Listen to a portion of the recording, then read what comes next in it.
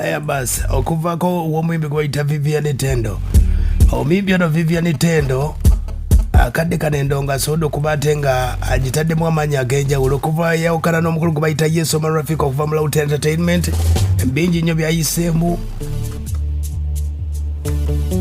mu ngeri gy'ayinza okuba ate nga atambuzaamu endongo akakasizza nti omwaka guno guyinza okubeera ogw'enjawulo adde ayogerako ne bannamawulire yabadde ashootinga vidiyo erireetesi bagiyita simuta wano nno we yababuulidde bannamawulire ku nsonga nga bwe ziri waliwo ebifaananyi ebyalabika nga agamba nti Vivian Tendo afunye omusajja omupya nga bw'omanyi nti balinamu baatugamba nti yali mukwano n'omukulu bamuyita Musa Atagenda oba byakomawa kati agamba nti ebifaananyi mumwalaba ebyo ye yafuna omusajja omulala n'ategeeza nti naye obutakkaanya bwe n'omukyala gwe bayita Sasha Brighton olw'ensonga nti bonna baali baagala ku Musa Atagenda naye tutandikire wano owulire omwana muwala abaana ab'obuwala bano ate yali video shoot anyway sina nze nnyo obudde bwakatemba mbw ate nte ebifaananyi mbw ate banjogereko you know yeah.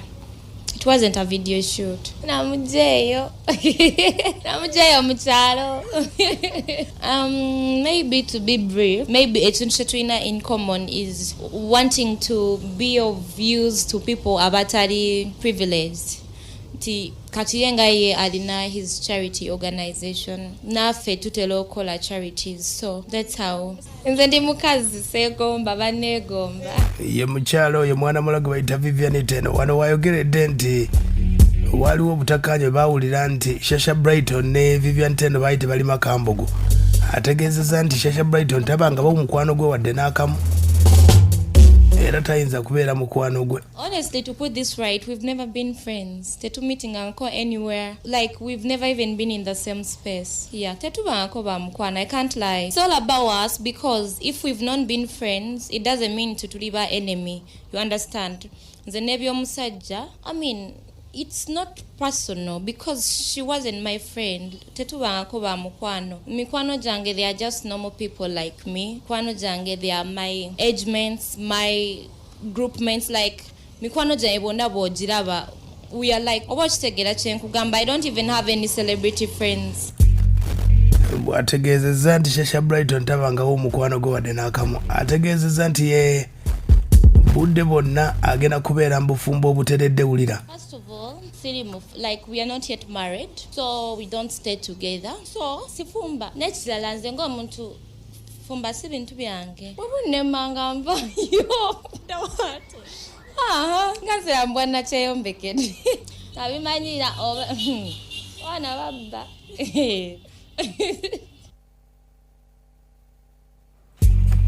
ye Vivian Tendo oyo ye Vivian Tendo ono akyatubulira concert obe n'abayo batebe isoko ulira omukulu ono wa music nze gwe nsinga okwagala okuwa abantu ebisigadde biba byange anti nga bwe nkugambe nze sikolera ku pressure sikola kintu lwakuba waliwo akikoze njagala nnyo kola ekintu when I am ready nga ne conditions eziriwo zi in February nga bwe ndifuna omuntu anzikiririzaamu okutegeka concert ejja kujja bwe kiba tekinnaba kujja well and good okitegedde ye Vivian Tendo abadde bamubuuza concert agambye nti budde bonna wekinaaba kize atubuliddeko ku lugendo lwe n'omukulu gwe bamuyita Musa Atagenda owa Wakiso Giants oba bakyali bombi wulira bwagamba contract yagwako banaye mulekera okumbuza ebintu bya Wakiso mujja kundetera n'okyusa ttiimu ate nga ye ttiimu yange sagala givaamu naye bekaze najaze nazigaba ye ttiimu yange naye mumbuuza nnyo Wakiso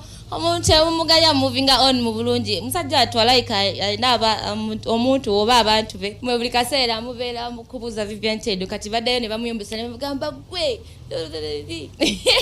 past is past, you know. Tetulivingira mu bulamu bw'emabega tulivinga mu bulamu bwa leero n'obwenkya ebyemabega tuba tuyita bbireka mabega